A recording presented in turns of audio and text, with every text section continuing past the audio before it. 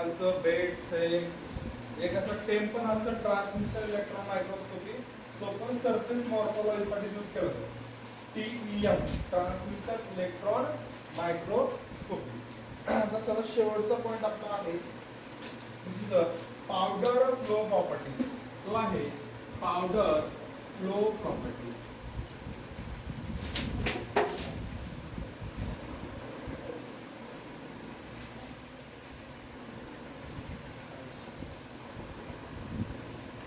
Powder flow properties काय समजतं तुम्हाला पावडर फ्लो प्रॉपर्टी?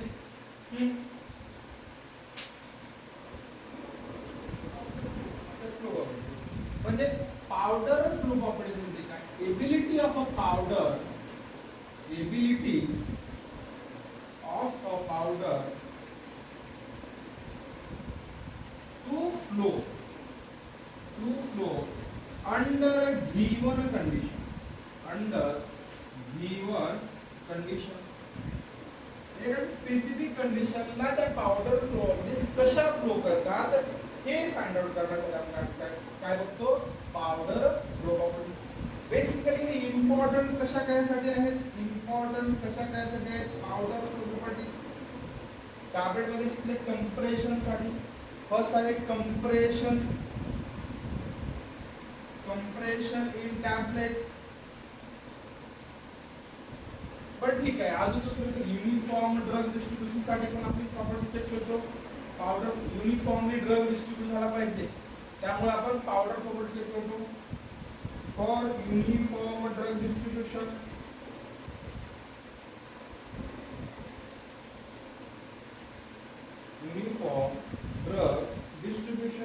आणि नंतर कॅप्सूल फिलिंग मध्ये पण आपण चेक करतो.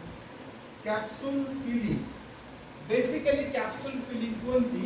हार्ड जिलॅटिन कॅप्सूल आहे.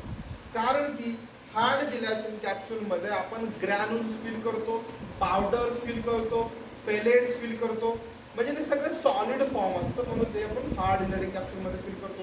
पण in case of soft gelatin capsule directly काय लिक्विड किंवा सेमी सॉलिड असं फॉर्म फिल करतो. कशामध्ये? Soft gelatin capsule. या नंतर चॅप्टर तेच आहे आपला capsule chapter. Okay, next chapter. Okay, या कंडिशन साठी पावडर. पण ठीक आहे, पावडर फ्लो प्रॉपर्टीज आहे. कोणत्या कंडिशन वरती म्हणते की हा फ्लो प्रॉपर्टी फ्लो चांगला आहे, फ्लो येत नाही प्रॉपर्टी? कोणत्या फोर्सेस वरती समजू शकतो आपण? फोर्सेस कोणते फोर्सेस आहेत जेणेकरून त्यामध्ये पावडरची प्रॉपर्टी कमी होते, फ्लो प्रॉपर्टी किंवा वाढू शकतो आपण? एक असतो इंटरलॉकिंग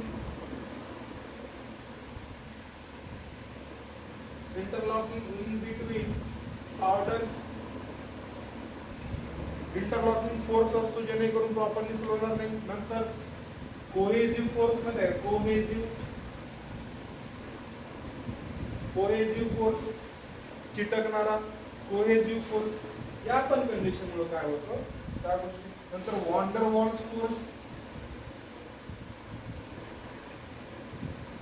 वॉल्स फोर्सेस. या गोष्टीमुळे काय होतं की या फोर्सेस मुळे पावडर प्रॉपर्टी कमी येतात.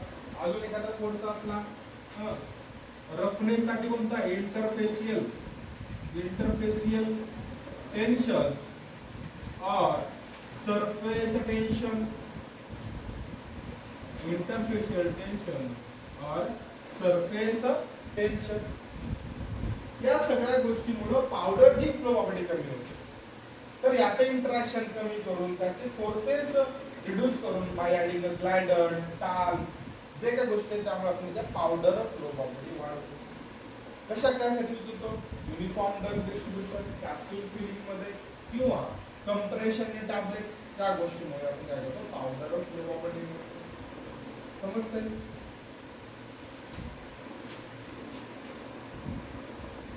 नंतर आहे पावडरचे कोणते दोन पार्ट आहेत. पावडर, ओके, पावडर जो आहे दोन पार्ट मध्ये डिवाइड केला आहे. पावडर जो आहे दोन पार्ट. एक आहे free flowing powder, free flowing powder,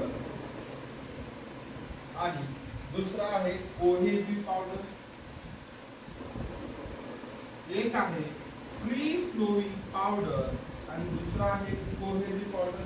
तर मला सांगा फ्री फ्लोईंग पावडर और कोहेसिव्ह पावडर मध्ये कोणत्या पावडरच्या फ्लो प्रॉपर्टी चांगल्या असतील? फ्री फ्लोईंग पावडर आणि कोहेसिव्ह पावडर तर दोन्हीपैकी कोणत्या पावडरच्या फ्लो प्रॉपर्टी चांगल्या असतील?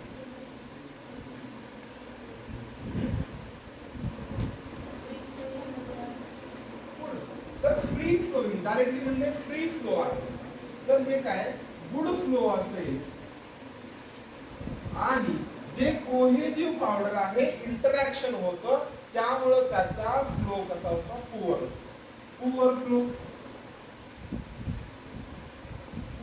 फ्लो समजतंय?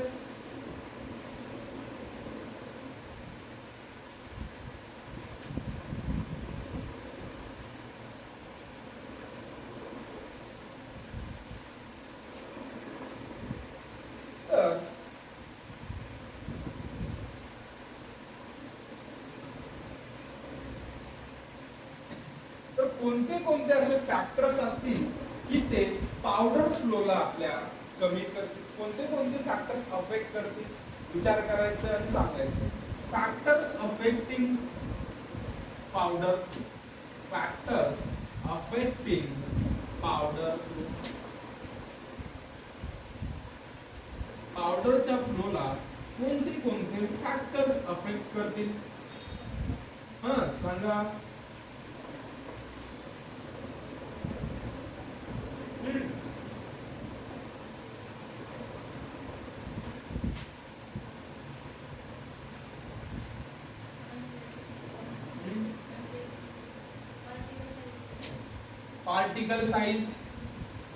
पार्टिकल साइज नंतर पार्टिकल शेप,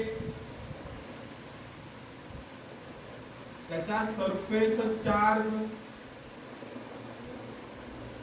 डेन्सिटी, या गोष्टी काय करतील? पार्टिकलच्या नंतर अजून चार्ज डेन्सिटी मध्ये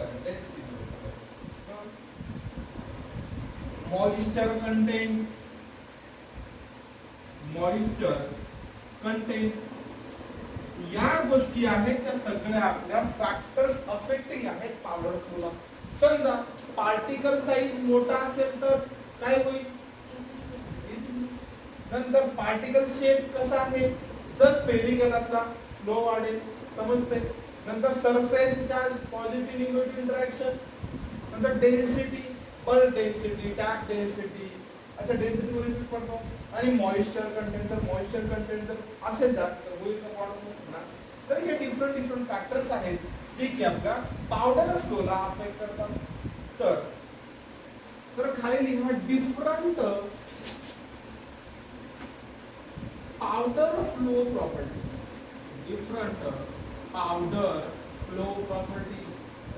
Which of the following is not a flow property? जसा क्वेश्चन मार्क्स करून पडला होता.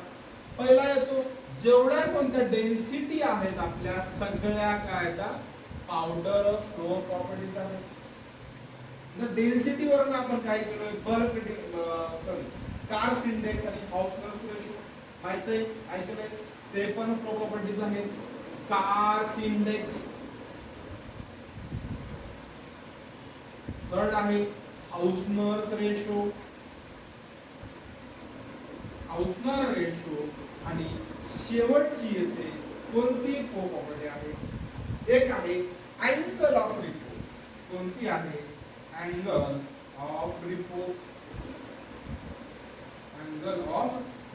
या सगळ्या काय फ्लो प्रॉपर्टी पण शिकवतोय आपण. डेन्सिटी मागे शिकवली पण डेन्सिटी फ्लो प्रॉपर्टी आहे कशावर तुम्हाला ह्या कार्स इंडेक्स आणि हाऊसनर रेशोच्या फॉर्म्युल्यामध्ये कळून जाईल. बरोबर? तर त्यामध्ये पहिला पार्ट का डेन्सिटी आपण पाहिलेला आहे. त्यामध्ये पहिलं घ्या कार्स इंडेक्स आणि हाऊसनर रेशो काय आहे? पहिला आहे कार्स इंडेक्स. कोण सांगते मला फॉर्म्युला मला? कार्स इंडेक्सचा फॉर्म्युला सांगायचा. आम्ही सांगू निर्लज्ज Carr's index is equal to आहे चिडू नको फक्त मजा करत असतो. Carr's index is equal to tapped density minus bulk density upon tapped density बळल टॅप्ड इनटू 100. हे झाला Carr's index, percentage Carr's index किंवा सिंपली आपण कार्स इंडेक्स म्हणू शकतो याला. ओके, हा झाला कार्स इंडेक्स. आता हाऊसनर्स रेशो सांगा. हाऊसनर्स रेशो जर तुम्हाला डेफिनेशन मध्ये दिलं तर सांगू शकता डेफिनेशन तुम्ही. हाऊसनर्स रेशो सांगू शकता. It is a ratio of difference between bulk and tapped upon tapped density. बरोबर, डेफिनेट डिफाइन करू शकता. नंतर हाऊसनर्स रेशो काय आहे? Hausner's ratio is equal to tapped density upon हे rho tapped, rho density sign आहे, रो बल्क. हे काय आहे? Hausner's ratio. Hausner's ratio. तर या फॉर्म्युल्यामध्ये आपण काय करतो? फॉर्म्युलेशन करतो वेळेस टॅप डेन्सिटी काढतो, बल्क डेन्सिटी काढतो आणि त्यामधून काय करतो आपण? त्याचा कार्स इंडेक्स काढतो, त्यामधून त्याचा हाऊसनर्स रेशो काढतो आणि पहिलंच एका आपल्याला काय रेफरन्स रेंज दिलेली असते, त्या रेफरन्स रेंज नुसार आपण काय करतो? समजा त्या कंडिशन मध्ये बसतायत तर त्यामध्ये फ्री फ्लोइंग, गुड फ्लोइंग किंवा एक्सलंट फ्लो असं म्हणतो. तर त्यासाठी आपल्याला ते फिक्स पार्ट असलं पाहिजे. त्यासाठी इकडं कार्स इंडेक्स करा, इकडं हाऊसनर्स रेशो करा आणि मग त्याच्या आयडेंटिकल रेंज कोणतं म्हणजे गुड फ्लो, एक्सलंट फ्लो वगैरे असं.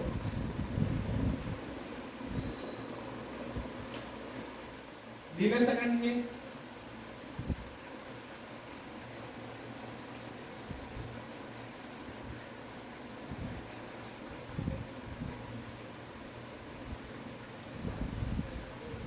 सेंटरला टाका फ्लो, इकडं आहे कार्स इंडेक्स आणि इकडं असेल आपला हाऊसनर्स रेशो.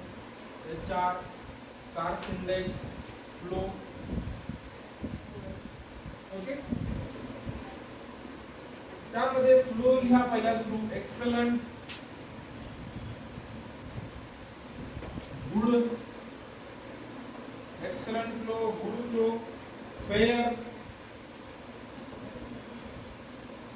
पुअर आणि व्हेरी पुअर,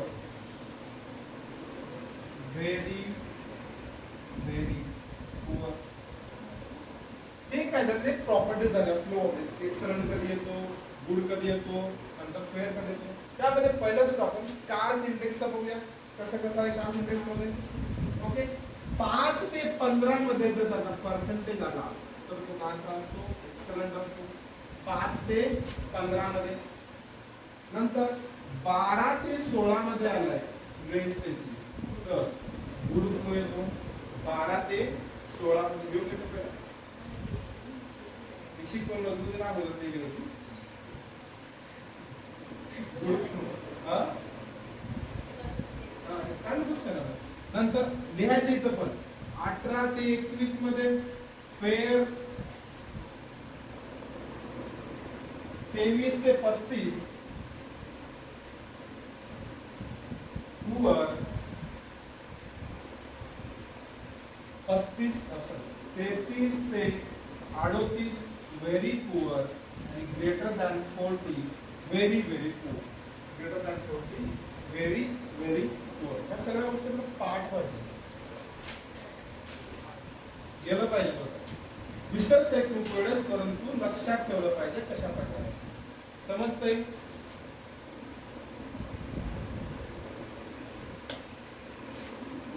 नंतर आहे Hausner's ratio. Hausner's ratio excellent 1.05 to 1.18 Hausner's ratio. तर या रेंज मध्ये जर तुमचा हाऊसनर्स रेशो असेल तर तो काय करेल? एक्सलंट शो करेल. बरोबर. नंतर आहे 1.14 to 1.20 1.14 टू 1.20 कसा असेल तो गुड असेल, गुड फ्लो. नंतर 1.22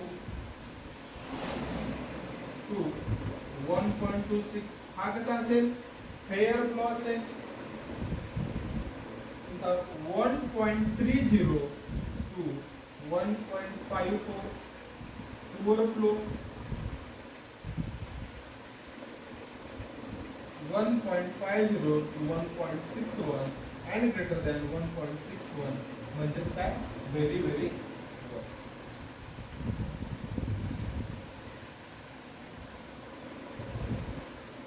हे अशा प्रकारे पूर्ण प्रॉपर्टीज आणि कार्स इंडेक्सचा आणि हाऊस नसतो.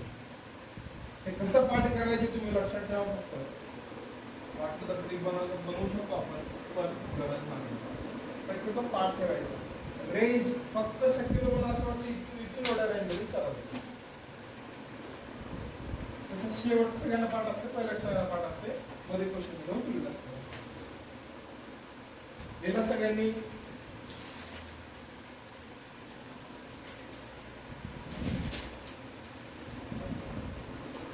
दिलं का रे? बोलू शकतो का? ओके. तर नेक्स्ट प्रॉपर्टी आहे आपली कोणती अँगल ऑफ रिपोज. सगळ्यांना माहिती असेल अँगल ऑफ रिपोज काय असतो. अरे काय angle of repose? Angle of repose आता काय रे angle of repose. Next property आहे आपली angle of repose. Angle of repose मला डेफिनेशन सांगा किंवा फॉर्म्युला सांगा. थीटा मध्ये इंडिकेट करतो आपण angle of repose. Theta theta angle of repose indicate काय थीटा. तर काय सांगतो अँगल ऑफ रिपोज सांगू शकता कोणी करे? अरे theta theta is equal to बस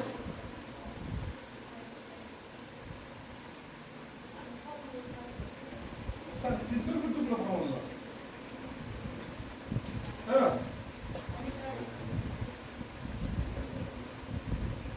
तर डेफिनेशन लिहून घ्या. इट इज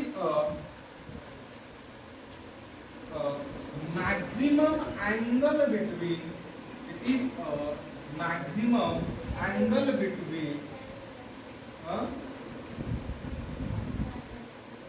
बरोबर चालेल. It is a maximum angle between surface of a powder bead and horizontal plane. हे डेफिनेशन का देतोय? कधी कधी एक्झाम मध्ये तुम्हाला हे विचारलं जातं, पण सगळ्यांना पाठ कोणतं असतं? Theta is equal to tan inverse H upon R. हे असतो त्याचा formula. Theta is equal to tan inverse H upon R. यामध्ये एच काय इंडिकेट करतो? Height of a pipe indicate करतो. आर म्हणजे काय करतो? Radius of circle. जे काय तुमचा सर्कल झालेला आहे तो काय करतो? तर अजून एक हा फॉर्म्युला बरोबर आहे का? कोण सांगतं रे? tan theta is equal to h upon r.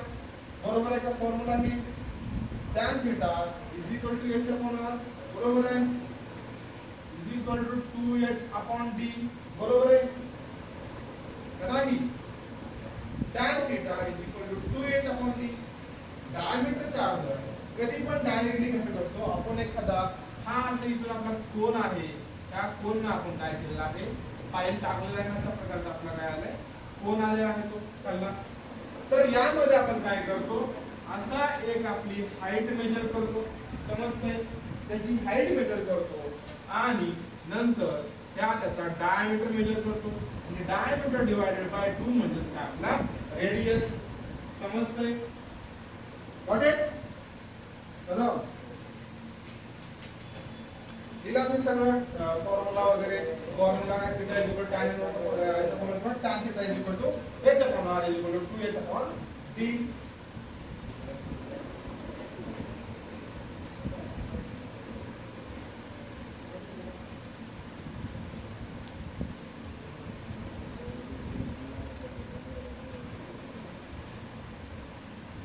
नंतर आहे types of angle of repose. तुम्ही एकच टाइप शिकला आहात कॉलेजमध्ये, types of angle of repose.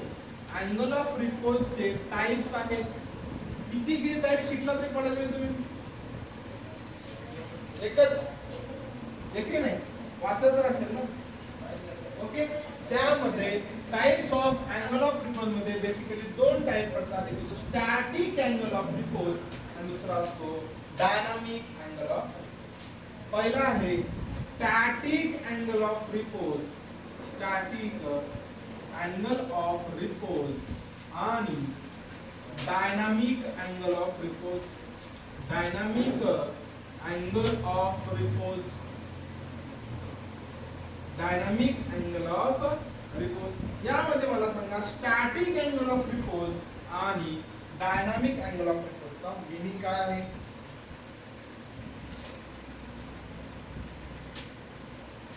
Static म्हणजे समजतं स्टॅटिक काय आहे आणि डायनामिक काय आहे. स्टॅटिक म्हणजे स्थिर, स्टॅटिक म्हणजे स्थिर. स्टॅटिक म्हणजेच काय आपला powder at rest, powder at rest. आणि डायनामिक म्हणजेच काय, it's also non as a kinetic. Kinetic म्हणजे काय शो करतो? फ्लो शो करतो, म्हणजे मूवमेंट, मूवमेंट शो करतो. समजतंय? मूवमेंट. एक आहे स्टॅटिक अँगल ऑफ रिपोज आणि दुसरा आहे डायनामिक अँगल ऑफ रिपोज. यामध्ये स्टॅटिक अँगल ऑफ रिपोज मध्ये दोन टाइप्स आहेत. एक आहे fixed funnel method, fixed funnel method आणि दुसरी आहे फिक्स्ड कोन मेथड. एक आहे फिक्स्ड फनेल मेथड आणि दुसरी आहे फिक्स्ड कोन मेथड. आणि डायनामिक मध्ये दोन येतात. एक येतो rotating cylinder method, rotating cylinder method आणि दुसरा येतो tilting box method, tilting box method, tilting box method. हे झाले types of angle of repose. आपण शिकतोच फक्त फिक्स्ड फनेल मेथड. समजते? फिक्स पोझिशन असते, नंतर फिक्स्ड कोन होतं. पावडर ॲट रेस्ट म्हणू शकत नाही आपण, किंवा अरेंजमेंट आपण एका ठिकाणी रेस्ट करतो. पावडर ॲट रेस्ट नाही म्हणू शकत. स्टॅटिक फ्लो करणारच आहे, पावडर सेट होत नाही.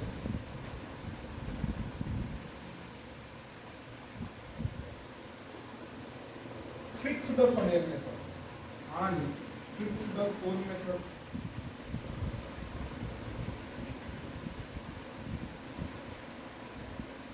तुम्ही कॉलेजमध्ये हे एक्सपेरिमेंट केला असेल, फिक्स्ड फनेल मेथड. नाही, नाही तर नाही, सोडून द्या. यामध्ये काय केलं जातं? पावडर जे आहे पुअर केलं जातं. कधी? Until hit touches to the cone, hit touches to the cone. जोपर्यंत त्या कोनचा हिप जो काय असतो ना, जोपर्यंत त्या हिपला टच करत नाही तोपर्यंत आपण काय करतो? पावडर फिल करतो. शक्यतो 2 सेंटीमीटर अंतर डिस्टन्स ठेवून आपण पावडर फिल करतो. हे त्याला पहिलं फिक्स्ड कोन, फिक्स्ड फनेल मेथड मध्ये केलंय ना. गुड.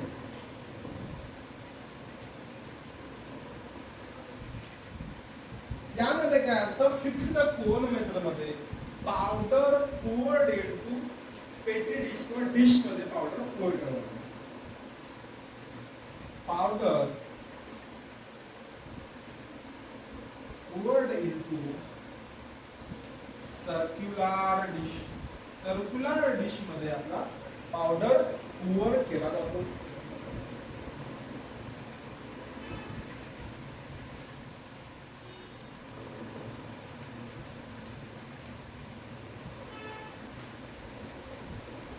रोटेटिंग सिलेंडर मेथड मध्ये यामध्ये सिलेंडर टाइप मध्ये इन्स्ट्रुमेंट असतं.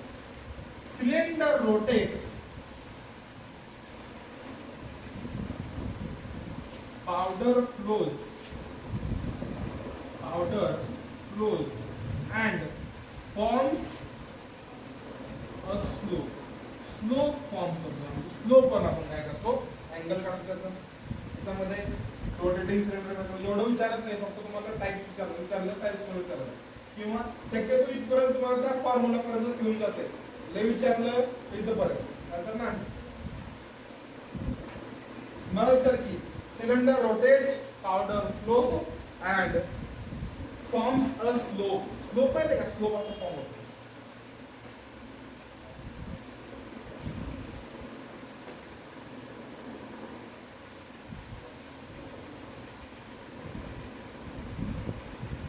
यामध्ये बॉक्स टिल्टेड असतो. बॉक्स टिल्टेड आणि powder starts to flow. Powder starts to flow. झाले देशमुख, चांगले ना डोक्यात? हां, गुड.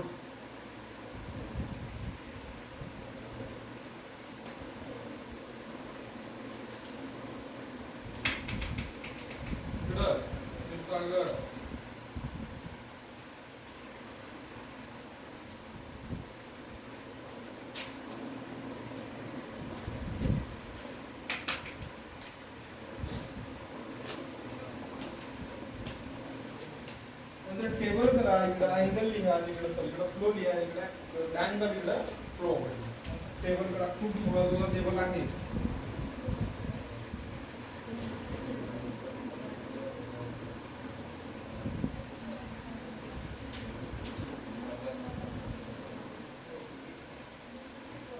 इकडे आहे अँगल, इकडे आहे फ्लो प्रॉपर्टी, इकडे आहे अँगल, इकडे आहे फ्लो प्रॉपर्टी.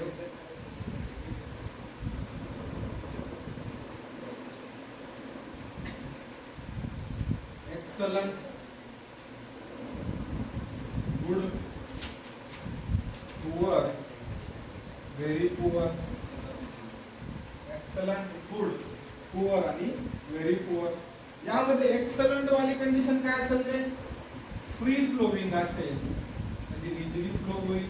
आणि व्हेरी पुअर वाली कशी असेल? Difficult to flow. कधी कधी असं पण येऊ शकतं, डिफिकल्ट टू फ्लो. एक्सलंट मध्ये जर तुमचा अँगल लेस दॅन 30 असेल तर तो काय असेल? Excellent flow. तुमचा अँगल लेस दॅन 30 असेल तर एक्सलंट फ्लो. नंतर 30 डिग्री टू 40 डिग्री असेल तर तो गुड फ्लो. आणि 40 ते 50 डिग्री असेल तर पुअर. आणि ग्रेटर दॅन 50 डिग्री अँगल असेल तर तो व्हेरी पुअर. म्हणजे यावर आपण काय करतो, फ्लो प्रॉपर्टी फाइंड करतो. मोस्टली इथपर्यंत ठीक आहे, गुड फ्लो, गुड पर्यंत ठीक आहे. खाली आपण डिफिकल्ट, कंप्रेशनला डिफिकल्टी येते, पंचिंगला डिफिकल्टी येते, त्यामुळे काय होतं, डिफेक्ट कॉज होतात. समजतंय? नंतर लाईन लिहा, एक नोट म्हणून लाईन लिहा.